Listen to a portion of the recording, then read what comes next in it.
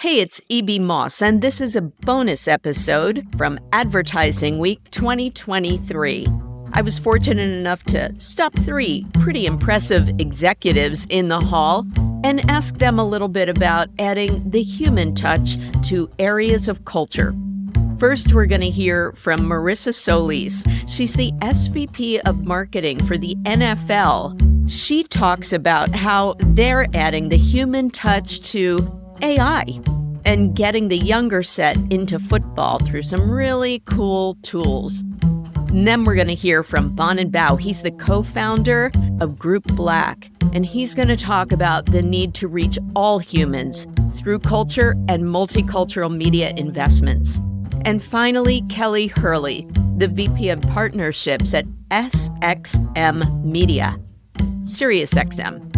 And she's going to talk about how to inject the human touch with advertising in podcasting and reaching other humans through people like Conan O'Brien and Crime Junkie. It's a pretty fun ad hoc episode. It's a quick 20 minutes, so thanks for listening. Hey, it's E.B. Moss, and we are live if you hear the ambient sounds of Advertising Week 2023. But I grabbed a friend of mine, someone whose career I've happily followed for quite a few years now, from Pepsi to the NFL. Marissa Solis, hello. Hi, Evie. So good to be with you today. Good to be with you. And I grabbed you after you did a fabulous panel here at Advertising Week because I loved everything you had to say. And I'm just going to ask you to kind of reframe it. You talked about AI, but with human intelligence overlaid. Is that right? Yes, we talked about the power of AI, particularly within sports and the NFL. And I just gave a brief synopsis of all of the ways that the NFL is engaging with the technology. I mean, everything from highlights that you see on any given Sunday all the way to how partnerships like AWS are helping us make the game safer by tracking athletes and pretty much predicting injuries before they happen. So it's really great. And you're keeping fans smarter.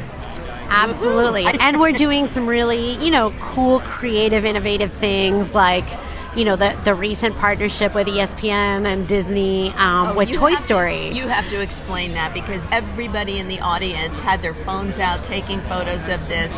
Describe this Toy Story alignment. Yeah, so it was really an innovative way to bring a game to life very differently, right? When you think about how we want to attract new audiences, sometimes particularly the younger audiences, they have a very short attention span. So they don't necessarily get to sit for 3 hours and watch a whole long football game. So what we did in order to bring them in was try to show the same football game, but in a very different way, through something familiar to them. So in Andy's room, everybody recognizes Andy's room. So through the power of AI technology, we were able to take the game in real time and animate it in Toy Story World so that somebody could be watching the same exact game, but in Toy Story World. So crazy. All right, operative words, in real time. In real time. So So you're watching the broadcast on ESPN. Yeah. And you're watching the Titans quarterback pass a ball and the Titans score a touchdown. In real time, your kid could be watching on ESPN Plus or Disney Plus, same exact play except animated in Toy Story World. Gosh. All right. I will share the photo I took of this because you really have to see it to believe it. And it was awesome. Real-time aspect. That's amazing. And then also, you said something really smart in terms of the human overlay. 2 things. One is that you don't want to ever lose the human element, but you also talked about being close to cutting edge, but not all the way at the forefront of things. Will you talk about those 2 aspects? Yeah, I mean, we're obviously very excited about the power of the technology, but we know there's a lot of implications. So we always want to proceed with a bit of caution, again, because we don't want to ever lose sight of the human element and the positive human outcomes that could come from the technology. So I like to say we don't like to be fully at the forefront, but we do like to be very close to it, right? And again, just that air of caution, I think, is important when With dealing AI. with powerful technologies like AI. Yeah, and then the human aspect of keeping human beings in sports also, we don't want to lose that. Absolutely. And you also are so good at following the customer along their journey. Are you using AI, for example, to help you figure out what the fans like? How do you find that customer and convert them other than kids through Woody? Yeah, I mean, no, we definitely leverage the technology and our one-to-one database to map out what we call the fan journey. So to understand, who is the audience? What do they care about? What are their different behaviors throughout the season? What are different entry points, right? So it's thousands and thousands of data points that we can analyze to better identify opportunities. So I am a huge fan of yours because not only are you digesting and able to leverage something like AI, but also the sport of football. In the 2 short years you've been SVP of Marketing, my hat is off to you. Well, I've been watching football for a long time, Okay. but yes. Anything that you're really excited about embracing coming up? I mean, I think all of those things, you're always learning. Like, I'm no expert in AI. I get to see the power of it every day. But, we partner with those that are experts that teach us and help us, leverage the technology in the right way. So I'm just looking forward to continuing to learn and explore and experiment in different ways to bring the game to life. So now, what's up your sleeve? What's coming down the pike? Did I hear something about Super Bowl? Oh yeah, I mean, Super Bowl's always always there every year, but there's so much happening before Super Bowl. I mean, in 2 weeks you've got our Frankfurt games. Then you're going to have Black Friday game with Amazon, first time ever. Really? That football is played on Friday. It's going to be on Amazon Prime on the platform. It's a free game. So it's in front of the paywall, so you don't have to be a Prime member to catch the game. So that's going to be huge. And then after that, we've got our Thanksgiving games. We've got playoffs. We've got a Christmas game. I mean, there's so much happening before Super Bowl that people should really stay tuned every single week. Just a little plug. Thanks for reframing this here at Advertising Week, Marissa Solis. Appreciate your time. Thank you. Bonin Bough, the co-founder of Group Black, had an amazing array of speakers throughout all 4 days of Advertising Week. It was almost like a little mini Advertising Week in their dedicated section of the floor. He spoke to a diverse range of executives from the brand side like MasterCard to media platforms like out-of-home provider Clear Channel to NBC Universal. I asked him about the through line for reaching humans through all platforms. Yeah, I think, we have the Culture Unleashed space. For Group Black, what's very important as always is to make sure that we provide a space and opportunity for our collective members, and also ensure that the conversation around how to reach this very valuable audience has a place to actually happen in earnest. And so that's, I think, really what's important about what we do at events in general. But I think 2 interesting conversations that have been on stage. One has been the impact of investing in multicultural and diverse audiences and showing real case studies and real business movement. I think for too much, we talk about the societal impact and we forget that at the end of the day, the only place that you source growth is from untapped and underinvested in opportunities and communities, and that's what this represents. So we can have a conversation around why it's good to do, but let's have more of a conversation around the business outcomes and goals of what we're delivering. And I think the other piece around that is that doing that in a way where we know that we're actually investing in the communities versus just taking that money out of the communities. And so that to me are 2 crucial conversations. And I think that, there's been some dialogue and conversation around, Black-owned media costs too much. Those are excuses because it's not the truth. I can tell you right now that we're competitive with anybody in the marketplace and at scale with anybody in the marketplace. And we've over-delivered on the work that I've seen, the results that I've seen on the work that we've done. We've outperformed. So that's just an excuse from the industry because they haven't actually put the effort in to truly build the infrastructure and change the mindset of what's in the marketplace. Because guess what? When Facebook came out, it was the same exact thing. When Twitter came out, when TikTok came out, all these things faced the same conversation, but they got it done.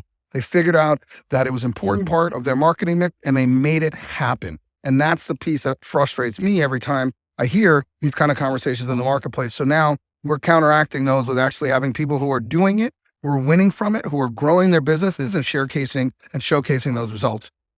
Tell me about some of the key conversations you've had, including under what you call the Chief Magic Officer umbrella.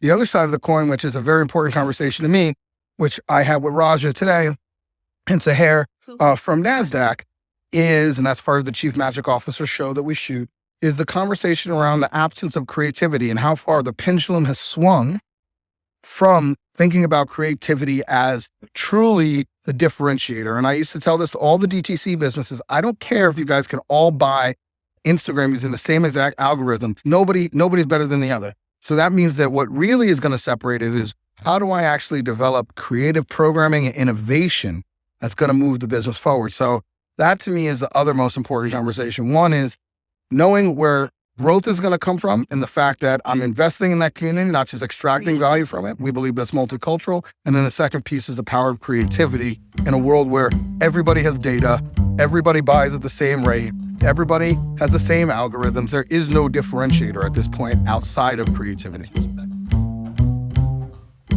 Kelli Hurley, so good to see you and speak with you. Yes, you too. And for those not in the viewing audience here at Advertising Week, you are adorned in Barbie pink, which I so appreciate. Business Barbie. That's right. I had mine on yesterday, so I love it. It's great. Speaking of pop culture and everything going on at SiriusXM, tell us your title because it's a mouthful. It is a mouthful. VP Global Head of Revenue Partnerships.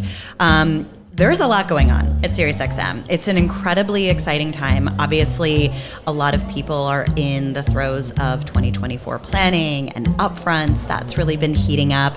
And internally, as a company, we're really looking at ways to continue to innovate and put our content creators at the forefront of what we're doing and really marrying content creators with brands that drive authentic, organic partnerships. I think I understand that now. So if we talk content creators, I can drop names like, Conan O'Brien. Sure, yes. Well, drop some more names. Go ahead. Ashley Flowers, host of Crime Junkie, Crooked Media. We have some incredible marquee partners that really span news, politics, information, entertainment, partners in the podcast space who really dominate in their genres. And so you are the woman for the job. You are the one who is pulling together those creators, that content, and those partners.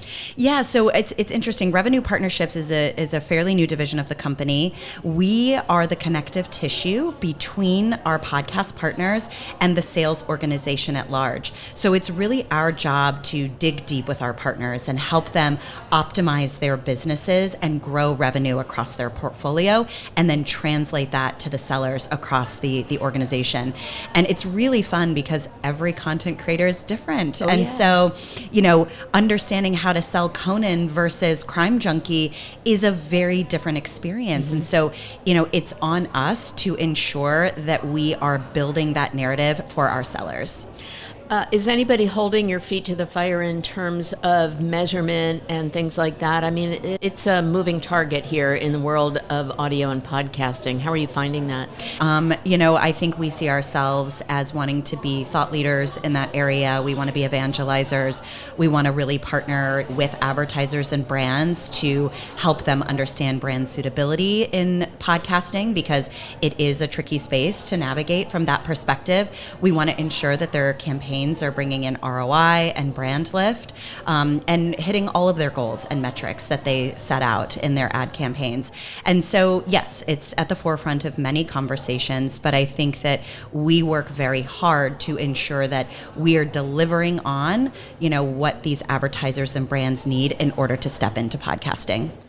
We talk about the zeitgeist and things of culture and content and what's going on. You mentioned Crooked Media, and you were on a panel at Advertising Week about Really, how brands are supposed to try to work with podcasters in the news space, and that's kind of fraught these days. I did an episode with Lou Pascalis, I've mentioned him before, talking about the imperative of investing in news media. Are you finding that a challenge or an opportunity? Both. Okay. I love a challenge, and I'm very bullish about ensuring that brands understand what content they are stepping into and how to truly partner with that content, right? As I just mentioned, selling Conan is different than selling Crime Junkie, and it's different than selling Crooked. It is our job to ensure that before a brand just puts an ad in one of these shows, that we really tell the story of what the impact is, what the content landscape looks like, what this ecosystem is, but also how important that audience is. And by being a part of this content and this narrative and this discussion, what you are going to get from the audience is going to be incredibly powerful. Audiences that consume news and political content, they are there for a reason. They want truth. They want to understand what's going on in the world. And so we're going to be very sensitive to how a brand steps into that content. And we're really going to hold their hand and do our due diligence to ensure that it's a safe space for them. Now, in terms of understanding, just for those who are listening to this, you are part of SiriusXM, SXM Media. It's a big organization, and 150 million listeners. I think you're, yeah. Holy moly. Is there more that you want to share about explaining the structure of the company? Well, it's interesting because I think that is ever evolving. And I think that we do a really good job as an organization to pivot with the needs of advertisers and with the needs of the ever-changing landscape in media. And so, as I mentioned, my team is very new, and we were brought on to help enhance what SXM was doing in the podcast space. And I think it's been really beneficial to both our content creators as well as the sales team to gain a deeper understanding of how to position and sell and support podcasting at large in the marketplace. I also think that, we have a lot of incredible opportunities to build more of a multi-channel offering. So we have satellite, we have streaming, we have podcasting, but we are even looking beyond that now. We're looking at video, we're looking at social, we're looking at events, and we are finding a lot of success in building campaigns that really start from the influencer, from the host themselves, and we splinter it out from there. So, we'll take a Conan O'Brien and, we'll get an advertiser integrated into his podcast, but then we get them to show up at a live show as a sponsor. We integrate them into Conan, across social platforms. And now Conan is also doing video host reads for the first time. That just started this year. He was really somebody that liked to be behind the mic despite his TV background. Yeah. And now he's actually delivering ads on, camera, which has been so fun and engaging and a whole new way to experience it. I love that, and he's such a great personality, and he really, even brings his fans on to speak with them, and I'm a fan of yours, so thank you. I'm a fan of yours. I know we've known each other for a while, but we've been around this game for a long time. And it's so exciting to see the game changing and evolving and growing, and yeah. Kelli Hurley, thank you so much for spontaneously joining me. Absolutely. And we got to use your phenomenal studios. Isn't this a cool space? I know. Shout out to our incredible team who puts this together on B2B marketing. They're absolutely amazing. So they are. Yeah. Thank you so much. Thank you. Well, I hope you got some good insider scoop from this episode of Insider Interviews with me, E.B. Moss. If you enjoyed this content, please feel free to buy me a coffee at buymeacoffee.com/mossappeal. And I hope you'll follow Insider Interviews on social media and let me know if you have a question or a suggestion for a next stellar guest in media, marketing, and advertising. Speaking of stellar, my theme music was composed and performed by the incomparable Grammy-winning John Clayton. If I can help you with your company's podcast, please find me at mossappeal.com. Thanks again for listening.